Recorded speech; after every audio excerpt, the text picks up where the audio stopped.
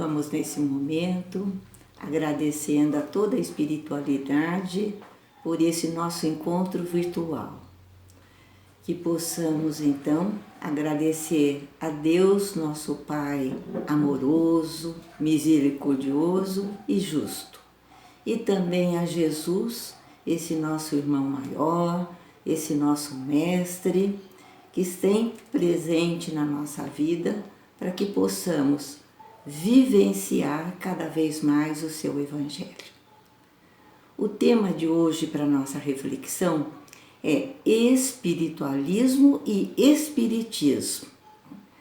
Kardec, logo na introdução do seu primeiro livro, o Livro dos Espíritos, no primeiro parágrafo, ele já nos esclarece o seguinte, que para designar coisas novas, são necessárias palavras novas. Assim exige a clareza de uma língua, para evitar confusão que ocorre quando uma palavra tem múltiplo sentido. Olha a preocupação de Kardec, né, em estar trazendo para a doutrina que ele está codificando palavras novas para evitar confusão, porque muitas palavras têm muitos significados. E ele queria deixar uma doutrina bem clara, para que ninguém tivesse dúvida sobre o que ele estava nos ensinando.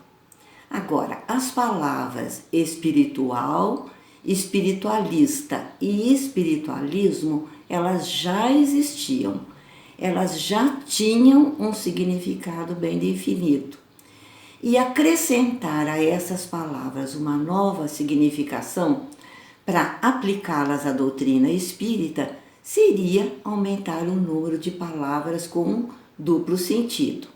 Então, espiritualismo, que é uma das palavras que faz parte do nosso tema, é o oposto do materialismo, né? E espiritualista, qualquer um que acredite ter em si algo além da matéria é um espiritualista, embora isso não queira dizer que a pessoa creia na existência dos espíritos ou nas suas comunicações com o mundo material. Bom, para designar a crença nos espíritos, então Kardec utiliza as palavras espírita e espiritismo.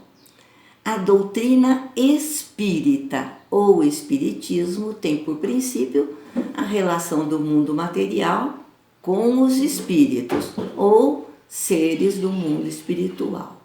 E os que seguem, quais são os adeptos do espiritismo? Somos nós, os espíritas ou espiritistas. Todas as religiões são espiritualistas. Católico, evangélico, budista, muçulmano, judeu, islâmico, e nós espíritas também somos espiritualistas, porque temos a crença, não é, em algo superior. Toda criatura humana tem a sua crença num Criador, na existência de Deus, em seres espirituais ou almas.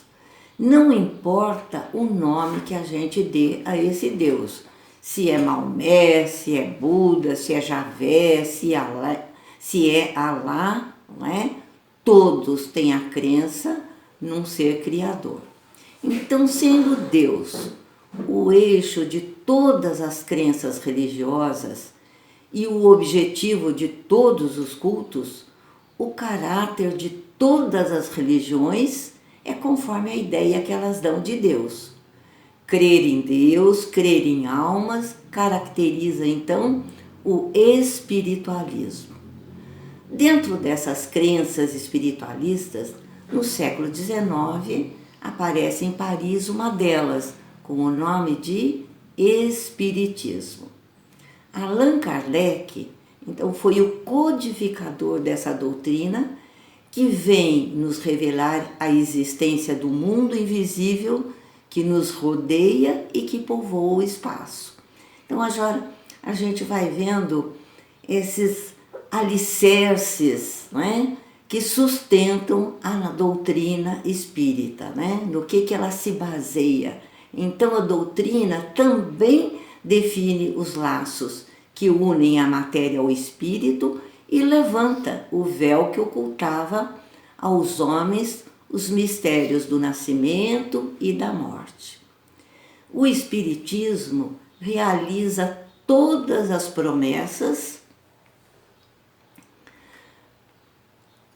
Pelo Espiritismo, o homem sabe de onde vem, para onde vai, porque está na Terra, porque sofre temporariamente e vê por toda parte a justiça de Deus.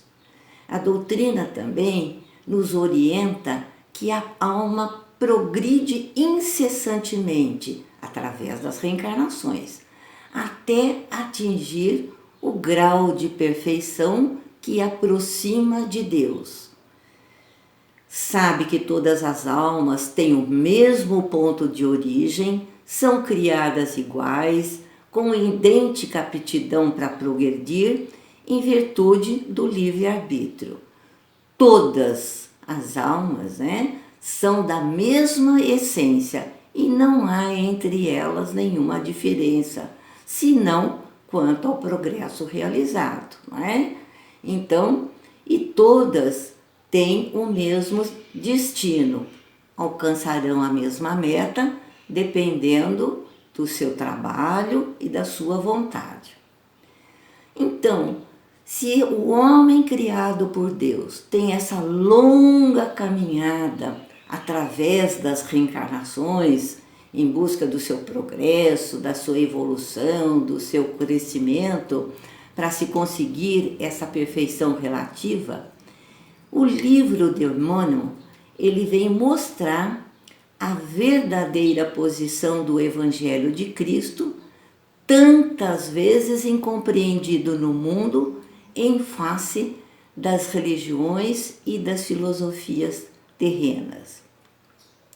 Então, o livro de Emmanuel, A Caminho da Luz, ele vai nos mostrar no seu capítulo número 1, cujo título é Gênese Planetária, ele diz o seguinte: rezam as tradições do mundo espiritual que na direção de todos os fenômenos do nosso sistema existe uma comunidade de espíritos puros e eleitos pelo Senhor Supremo do Universo, em cujas mãos se conservam as rédeas diretoras da vida de todas as coletividades planetárias. Né? Então, nesse texto, Emmanuel fala então dessa comunidade de espíritos puros. Para a gente entender o que é um espírito puro e qual é a nossa posição, em relação aos espíritos puros, no Livro dos Espíritos tem então na pergunta número 100 a escala espírita, onde os espíritos são divididos em 3 grandes categorias. A terceira é formada de espíritos imperfeitos, é a nossa categoria. É a predominância da matéria sobre espírito e pela propensão ao mal. Tem a intuição de Deus, mas ainda não o compreende. A segunda escala é dos bons espíritos. Aí é o contrário, é a predominância do espírito sobre a matéria e já existe a propensão ao bem. A terceira categoria é a dos espíritos puros, que atingiram o grau supremo da perfeição. Eles não sofrem nenhuma influência da matéria, têm superioridade intelectual e moral absoluta, mas em relação aos espíritos das outras ordens. Comandam todos os espíritos que lhes são inferiores, ajudando-os a se aperfeiçoarem e lhes designam as missões.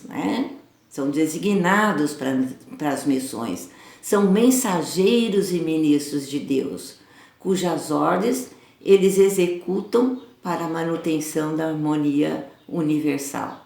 São chamados, às vezes, de anjos, arcanjos e serafins, não é? Então, quem são então os espíritos que integram essas comunidades?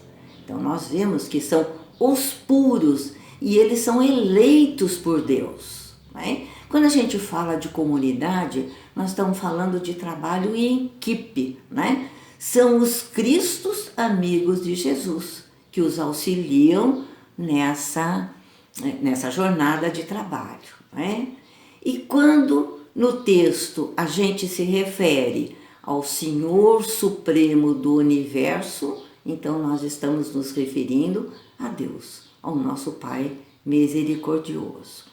Então, espíritos puros, na escala evolutiva, eles são os cristos, eles estão no último degrau da evolução. Olha a distância de espíritos imperfeitos para se chegar a espíritos puros, não é?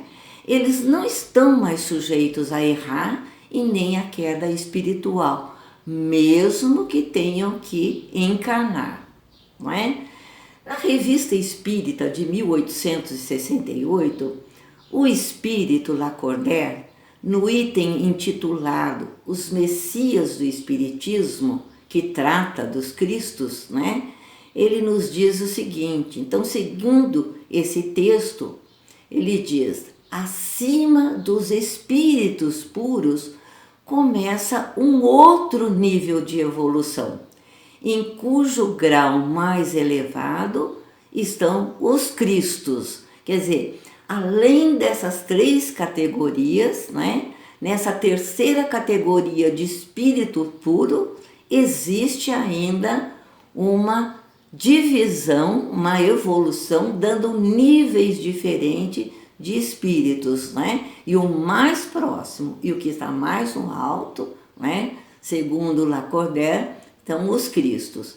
E também Chico Xavier, numa entrevista concedida a Herculano Pires, registrado no livro Na Era do Espírito, ele aborda também esse ciclo evolutivo dos Cristos e revela a existência de diversos patamares nessa escala. Cristo planetário, Cristo do sistema solar, Cristo de uma constelação, de uma galáxia e assim sucessivamente, né?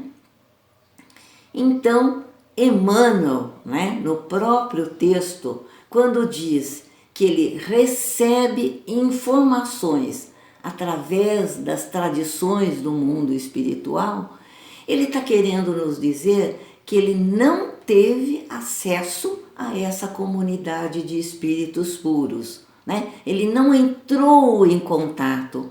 As informações chegaram até ele através dessas tradições do mundo espiritual. Então, essa comunidade de espíritos puros tem um relacionamento direto com Deus.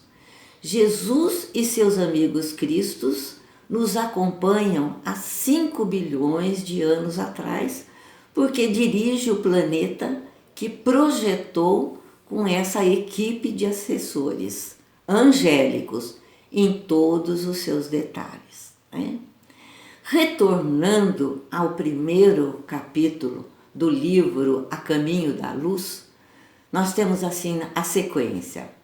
Essa comunidade de seres angélicos e perfeitos, da qual Jesus é de um dos membros divinos, ao que nos foi dado saber, apenas se reuniu nas proximidades da Terra para a solução de problemas decisivos da organização e da direção do planeta por 2 vezes no curso dos milênios conhecido. Então, quando Jesus recebe do Pai o planeta Terra se desprendendo do Sol, aquela bola incandescente, né? Foi essa a primeira vez, né, que há esse encontro e Jesus recebe o nosso planeta, incandescente ainda. E a segunda vez que essa comunidade se reúne é quando se decidia a vinda de Jesus, né, aqui para o planeta, que nos trouxe a lição imortal do seu Evangelho de amor. No Livro dos Espíritos, né, a gente vai entender quando quando Jesus recebe a Terra ainda desprendida do Sol, né, era através desse fluido cósmico universal, né, através dessa matéria fundamental do universo, é que forma esses corpos, que formam os sistemas, né? Não existe nenhum espírito que cria esse fluido cósmico. Ele é criado, o fluido é criado por Deus. Os espíritos apenas operam essa matéria, esculpindo os mundos, as galáxias e as constelações. Então, quem cria é Deus, mas quem opera essa matéria, então, são os espíritos puros, não é? Emmanuel nos diz ainda que Jesus, isso é lá no item seguinte, que é o divino escultor, quando Jesus, com sua então legião de trabalhadores divinos, operou a escultura geológica da Terra, organizou esse cenário da vida e definiu todas as linhas de progresso da humanidade futura, não é? Então, aquilo tudo muito bonito, o ideal da beleza foi a sua preocupação dos primeiros momentos, não é? Por isso que a beleza e a ordem constitui um dos traços indeléveis de toda a criação.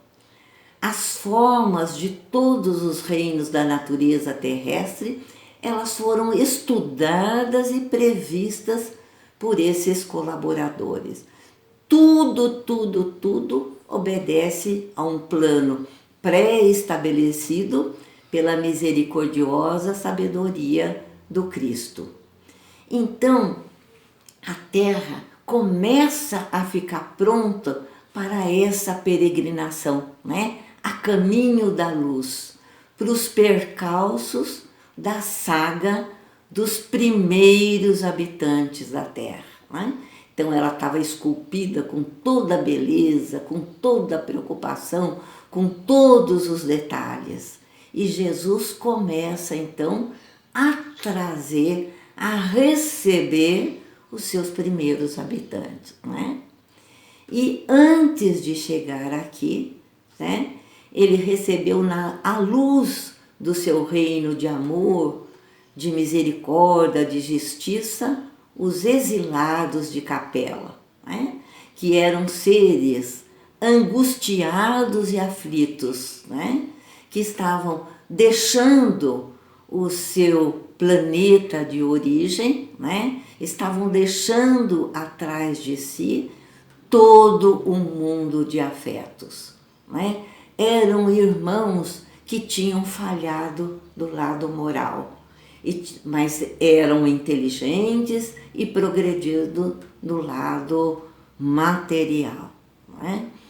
Capela estava em transição para a sua regeneração e esses seres, né, que não estavam acompanhando essa evolução, eles foram recebidos por Jesus com muito carinho e com muito amor. No Livro dos Espíritos, vamos encontrar a lei do progresso, no capítulo 8. E nós vamos verificar, né, que esses irmãos que progrediram intelectualmente e se atrasaram no progresso moral porque eles eram rebeldes, então foram exilados, como nós vimos, em consequência dos problemas morais. Eles já não tinham então mais condições de permanecer no seu planeta. Então os capelinos, né, de Capela, eles reencarnam onde habitavam as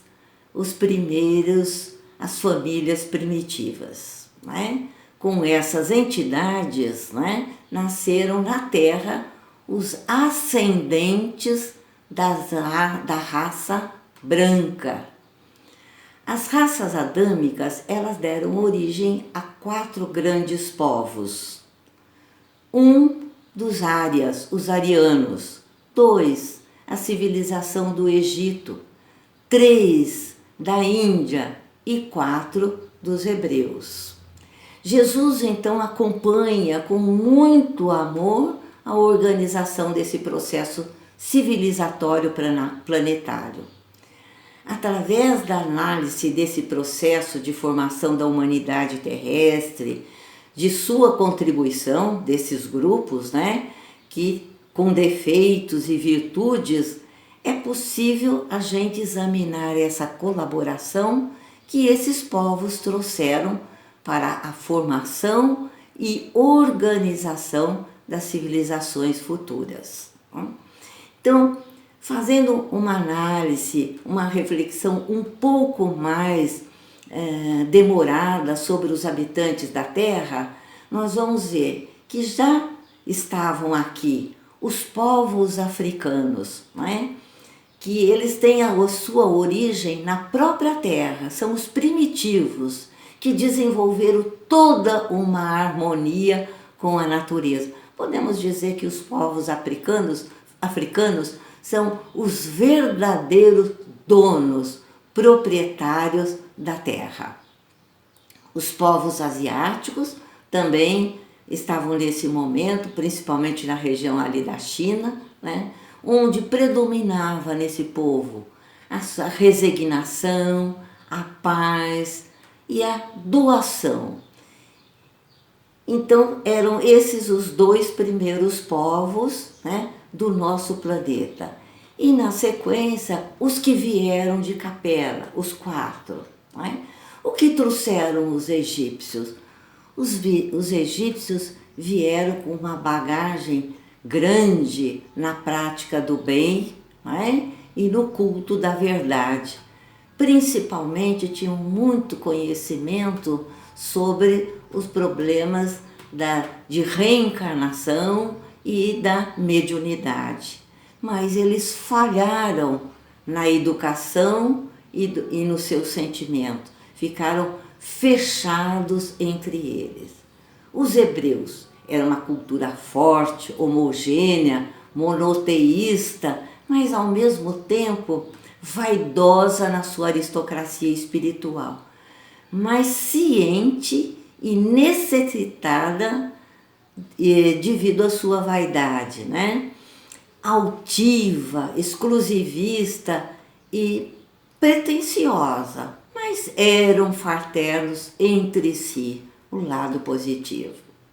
Os hindus vieram antes dos egípcios e israelenses, né?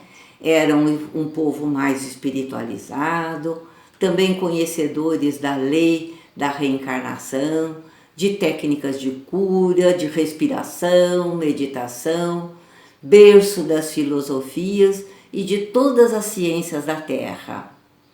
Eles caíram, né, em função das fortes raízes de uma vaidade poderosa, cristalização de um orgulho religioso. Não é? Os hindus preferiram se isolar do que confraternizar-se. Não é? E o lado negativo foi que, apesar de todo esse lado positivo que tinham, eles montaram uma separação social, não é?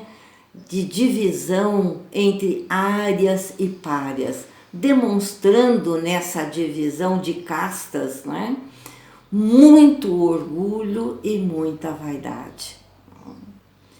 E a quarta dos capelinos, que são os arianos, os árias, nós vamos encontrar nesses povos as histórias mais belas, epopeias mais encantadoras e também as grandes tragédias que mais abalaram o nosso planeta. Não é?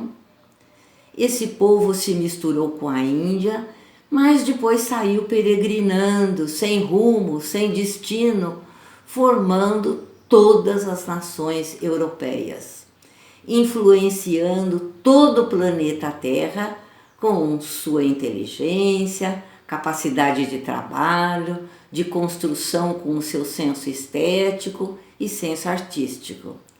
É esse o povo perdido, na sua maioria, espíritos revoltados com as condições do seu degredo.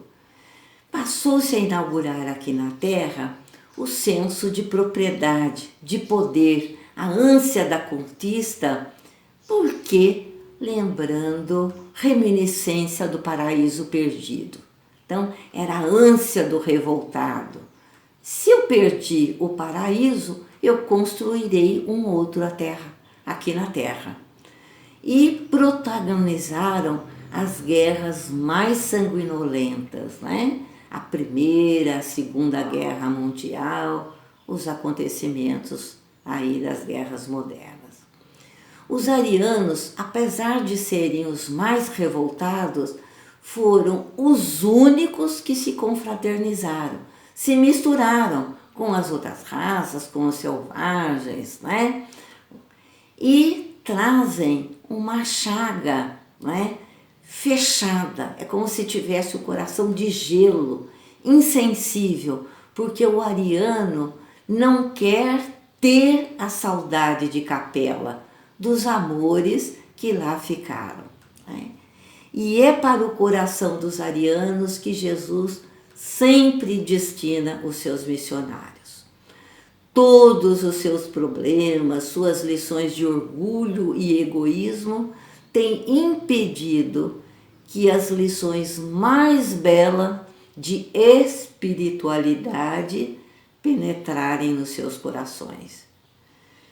Nos acostumamos ao clima de disputa, da vaidade, somos agressivos e dominadores por natureza, né? É como se a gente tivesse uma guerra natural, porque nós somos esses arianos, né?